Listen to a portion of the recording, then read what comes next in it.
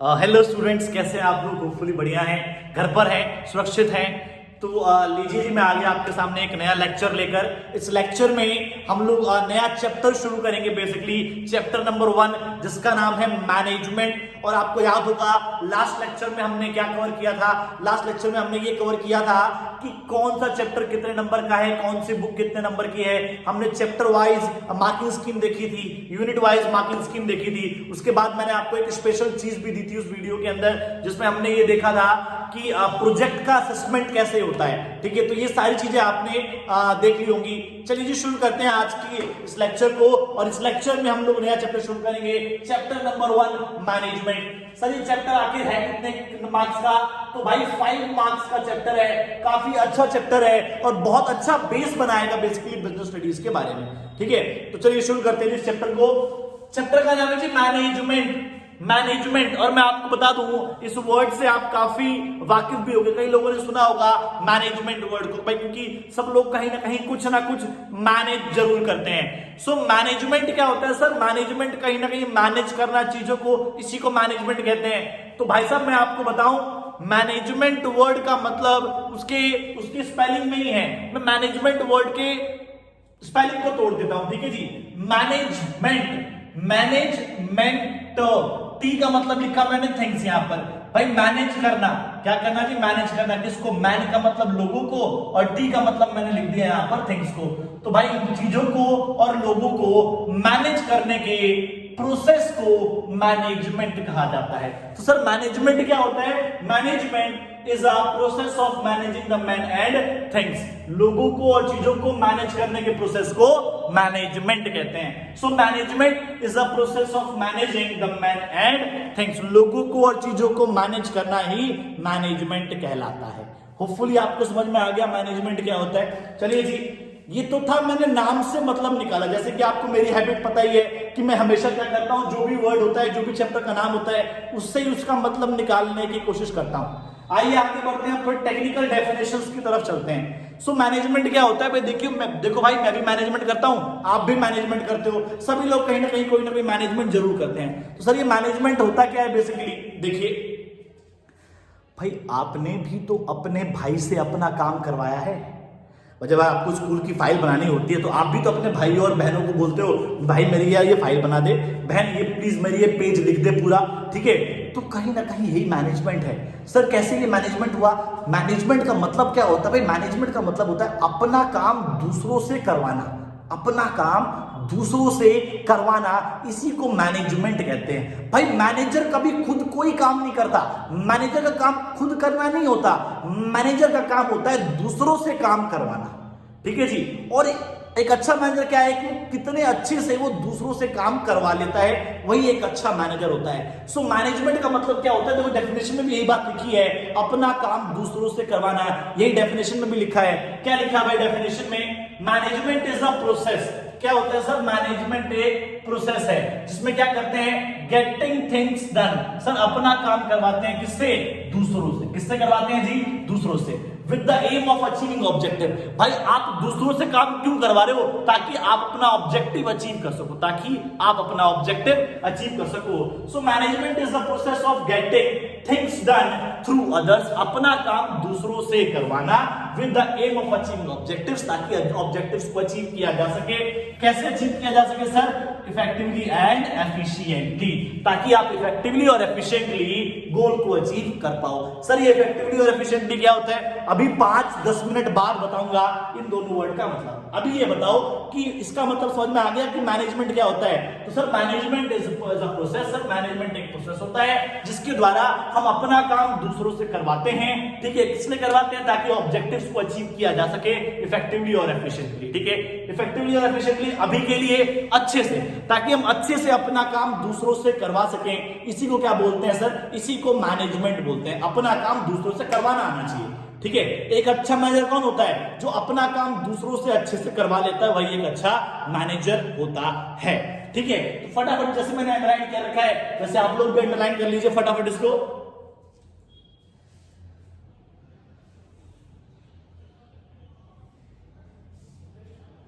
चलिए जी आगे बढ़ते हैं, दूसरी डेफिनेशन की तरफ आते हैं। सर दूसरी डेफिनेशन क्या कहती है? देखिए बड़ी अच्छी डेफिनेशन है। और मैंने तोड़ रखा है ताकि आपको एक एक, क्योंकि देखो यहाँ पर एक एक वर्ड जो है काफी इंपॉर्टेंट है, हमें एक एक वर्ड का मतलब समझना आना चाहिए। ठीक है जी, चलिए। तो सर मैनेजमेंट क्या होता है? सर मैनेजमेंट एक प्रोसेस होता है, जैसे कि आपने यहां भी देखा, management is not a single concept, it is a continuous process.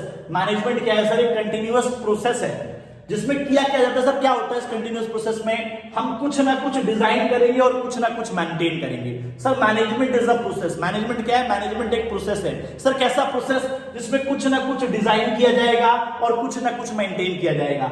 Sir क्या डिजाइन करेंगे, क्या मेंटेन करेंगे?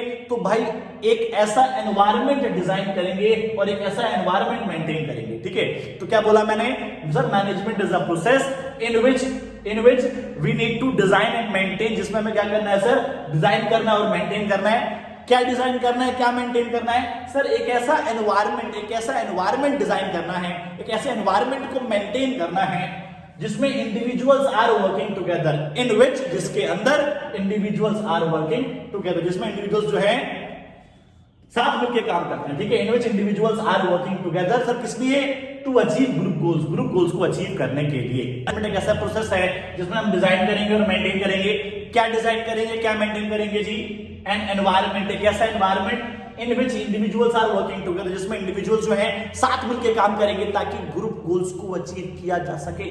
ठीक है, तो एक ऐसा एनवायरमेंट, मैनेजमेंट में क्या होता है? मैनेजमेंट एक ऐसी प्रक्रिया है जिसके द्वारा एक ऐसा एनवायरमेंट डिजाइन और मेंटेन किया जाएगा जिसमें जितने भी इंडिविजुअल्स कंपनी में हैं वो सब लोग साथ मिलकर काम करें। किस लिए काम करें जी? ताकि ग्रुप गोल्स को अचीव किया जा सके। तो जैसे कि डेफिनेशन में लिखा है, management is the process of designing and maintaining an environment in which individuals are working together to achieve group goals. मेरी फेवरेट डेफिनेशन है भाई, ये मेरी फेवरेट डेफिनेशन है। सर ये डेफिनेशन दी किसने है?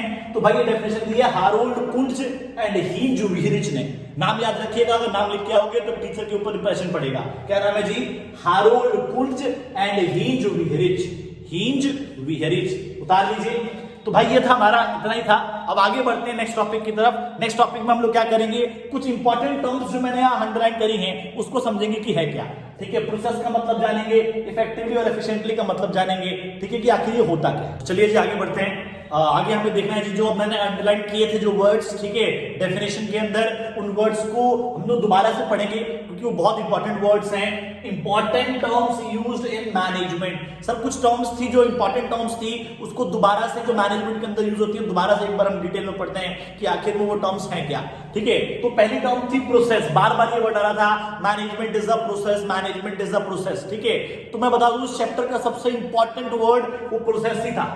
ठीक है, और उस प्रोसेस को हम लोग फंक्शंस भी कह सकते हैं, मतलब कि मैनेजमेंट का जो प्रोसेस होता है वही मैनेजमेंट के फंक्शंस भी होते हैं। जो मैनेजमेंट का प्रोसेस होता है वही मैनेजमेंट के फंक्शंस भी होते हैं।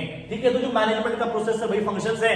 तो सर भाई मैनेजमेंट का प्रोसेस क्या होता है? सर मैनेजमेंट के फंक्शंस क्या होते हैं? तो भाई मैनेजमेंट का प्रोसेस या फिर मैनेजमेंट के फंक्शंस होते हैं पोस्ट डीसी। क्या होता है जी? Post DC. Sir post DC का मतलब पी मींस प्लानिंग, पी का मतलब प्लानिंग, ओ का मतलब ऑर्गेनाइजिंग,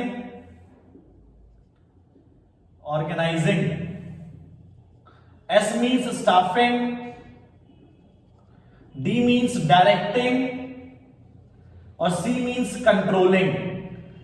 ठीक है, तो भाई ये मैनेजमेंट का प्रोसेस है। क्या है जी? ये मैनेजमेंट का प्रोसेस है पोस्ट डीसी। मतलब पहले प्लानिंग होगा, फिर ऑर्गेनाइजिंग होगा, फिर स्टाफिंग होगा, फिर डायरेक्टिंग होगा, कंट्रोलिंग होगा। भाई यही तो मैनेजमेंट का प्रोसेस होता है, इसी को बोलते हैं पोस्ट डीसी। तो what is the process of management? It's POSDC. अगर पूछा जाए कि what are the functions of management, sir management के क्या क्या फंक्शंस होते हैं, या मैनेजमेंट के अंदर मैनेज करने के लिए, लोगों को, चीजों को मैनेज करने के लिए हमें क्या क्या फंक्शंस परफॉर्म करने पड़ते हैं, तो उसका आंसर भाई पोस्ट डीसी होगा।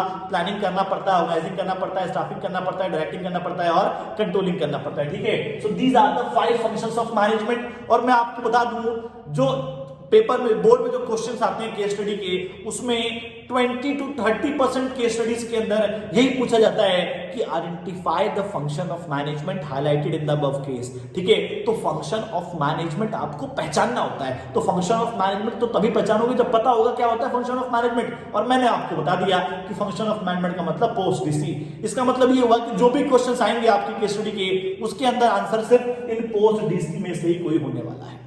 ठीक है जी, होपफुली क्लियर हो गया आपको ये वाला टॉपिक कि what is the process of management या what are the functions of management. आगे बढ़ते हैं जी नेक्स्ट टॉपिक की तरफ। नेक्स्ट वर्ड जो है वो है इफेक्टिवनेस। जो इफेक्टिवली वर्ड हमने पढ़ा था, अंडरलाइन किया था इफेक्टिवली, ठीक है। इफेक्टिवली जो वर्ड है वो टेंस के थ्रू इफेक्टिवली हो गया, लेकिन जो मेन वर्ड है उसे इफेक्टिवनेस कहते हैं। क्या बोलते हैं जी? इफेक्टिवनेस, ठीक है। सर ये इफेक्टिवनेस क्या होता है? ऐसे एक और वर्ड आया एफिशिएंटली, हमने एफिशिएंटली वर्ड अंडरलाइन किया था, टेंस के थ्रू उसे एफिशिएंटली कहते हैं, लेकिन जो मेन वर्ड है वो है एफिशिएंसी। क्या वर्ड है जी? एफिशिएंसी, ठीक है। चलिए, तो ये रहे वो दो वर्ड्स। इसको समझने के लिए हमें ये दो सिचुएशन समझनी है। अगर हमने ये दो सिचुएशन समझ ली तो हमें इफेक्टिवली और एफिशिएंटली का मतलब समझ में आ जाएगा, ठीक है जी। चलिए स्टार्ट करते हैं गाइस। तो सिचुएशन वन में क्या है सर? सिचुएशन वन में कह रहा है कि एक एबीसी लिमिटेड कंपनी है, उसने ऑर्डर रिसीव किया, received an order of 10,000 shirts at a rate ₹20। मतलब उसको एक शर्ट बनाने का 10,000 शर्ट बनाने का ऑर्डर मिला। वो शर्ट कैसे बनेगी सर? 20 रुपए पर शर्ट बनेगा, ठीक है। To be completed in 30 days, 30 दिन के अंदर कंप्लीट हो जाना चाहिए, ठीक है। एबीसी लिमिटेड को ऑर्डर मिला कि 10,000 शर्ट बनानी है, 20 रुपए पर शर्ट कॉस्ट होनी चाहिए, ठीक है। ये एक्सपेक्टेड कॉस्ट है, एक्चुअल कॉस्ट नहीं। एक्सपेक्टेड कॉस्ट 20 रुपए और 30 दिन के अंदर कंप्लीट हो जाना चाहिए, ये लिखा है जी। आगे बढ़ते हैं। हुआ क्या? जब कंपनी करने लगी, ये तो ऑर्डर रिसीव हुआ, जब कंपनी ऑर्डर को कंप्लीट करने लगी तो क्या हुआ सर? इमेजिन करिए 15 दिन 15 डेज बढ़िया से काम हुआ, कोई दिक्कत नहीं हुई। कितनी शर्ट बना लीजिए हमने 5,000 शर्ट जो है वो बना ली है। 15 डेज बढ़िया से काम हुआ, कोई दिक्कत नहीं आई, 5,000 शर्ट बन गई, क्योंकि 30 दिन में 10,000 बनानी थी, तो 15 दिन में हमने 5,000 शर्ट बना ली, ठीक है। अगले 10 दिनों तक काफी खराब रहे, कोई काम नहीं हुआ, कितनी शर्ट बनी जी? 0। क्या हुआ? बहुत बड़ा पावर फेलर हो गया, सारी मशीन्स खराब हो गई और उसकी वजह से अगले 10 दिनों में कोई काम नहीं हुआ। कितनी प्रोडक्शन हुई सर? 0 प्रोडक्शन हुई। अब करना क्या है सर? 5 डेज बचे हैं, 5 डेज में हमें कितना टारगेट अचीव करना है सर? कितना टारगेट अचीव करना है? 5,000 शर्ट्स हमें 5 दिन में पूरी करनी है। जो 15 दिन में हमने 5,000 शर्ट बनाई थी, वो अब हमें 5 दिन के अंदर बनानी है। तो क्या करें भाई? मैनेजर ने दिमाग लगाया, मैनेजर ने 50 एक्स्ट्रा लेबर बुला ली, फटाफट एक्स्ट्रा लेबर बुलाई, डबल सैलरी पे बुलाई, क्योंकि एक्स्ट्रा लेबर थी, बाहर से आएगी, इमरजेंसी में आएगी तो सैलरी ज्यादा लेगी, डबल सैलरी पे बुलाया गया, ठीक है। जो एग्जिस्टिंग एम्प्लॉइज थे उनसे भी ओवर टाइम कराया गया। ओवर टाइम कराओगे तो भाई डबल सैलरी लगती है, ठीक है। डबल सैलरी लगाई, कैसे भी करके डबल सैलरी लगाई, डबल एम्प्लॉइज लगाए, कैसे भी करके 20 दिन, आने वाले जो 5 दिन थे, 5 दिन के अंदर 5,000 शर्ट्स बना लिए। मतलब 30 दिन के अंदर जो 10,000 शर्ट का टारगेट था वो कंपनी ने पूरा कर लिया। लेकिन वो एक्स्ट्रा एम्प्लॉइज, एक्स्ट्रा लेबर लगाने के चक्कर में जो कॉस्ट 20 रुपीज थी वो कितनी हो गई जी? At a cost ₹25। लेकिन जो कॉस्ट हो गई वो 25 हो गई। लेकिन पॉइंट क्या था भाई? 30 दिन के अंदर टू बी कंप्लीटेड, 30 दिन के अंदर पूरा होना था, वो हमने करके दिखा दिया। 30 दिन के अंदर हमने शर्ट जो है वो पूरी करके दिखा दी। तो इस तरह के मैनेजर को क्या कहेंगे भाई? इस तरह के मैनेजर को कहेंगे इफेक्टिव मैनेजर। इस पॉइंट को क्या बोलेंगे? इस सिचुएशन को क्या बोलेंगे? इस सिचुएशन को बोलेंगे इफेक्टिवनेस। सर इफेक्टिवनेस क्या होता है? इफेक्टिवनेस होता है डूइंग द टास्क, सर काम को करना। डेफिनेशन लिख लो, जगह नहीं है वरना मैं लिख देता आपके लिए, लिख लो फटाफट। इफेक्टिवनेस क्या होता है sir? Doing the task, task करना। Effectiveness means doing the task, completing the activities, doing the task comma completing the activities on time. Sir 30 दिन में करके दिखाया है, ठीक है। So doing the task, completing the activities on time, ठीक है। कॉमा लगा के doesn't matter whatever is the cost. Sir cost 20 रुपए होनी चाहिए थी, 25 हो गई, कोई बात नहीं, काम टाइम पे पूरा हुआ कि नहीं हुआ? सर हुआ, ठीक है। इसी को बोलते हैं effectiveness. Effectiveness means doing the task, completing the activities on time, doesn't matter whatever is the cost, doesn't matter whatever is the cost. Cost कितनी आई मैटर नहीं करती, काम टाइम पे पूरा होना चाहिए। उसके बाद ये एग्जांपल उतार लीजिएगा अच्छे से, ठीक है। चलिए जी आगे बढ़ते हैं। अब आते हैं एफिशिएंसी के ऊपर। एफिशिएंसी समझने के लिए हमें सिचुएशन 2 समझना है। सर क्या हुआ सिचुएशन 2 में? तो भाई 15 डेज बढ़िया से काम हुआ, जैसे कि यहां भी हुआ था, 15 डेज बढ़िया से काम हुआ, ठीक है जी। 5,000 शर्ट्स बना ली। अगले 10 दिन, सर अगले 10 दिन तो पावर फेलियर हुआ होगा। भाई ऐसा कुछ भी नहीं हुआ, बढ़िया से काम हुआ, ठीक है जी। जितनी शर्ट्स बनानी थी उतनी शर्ट्स उन्होंने बना ली।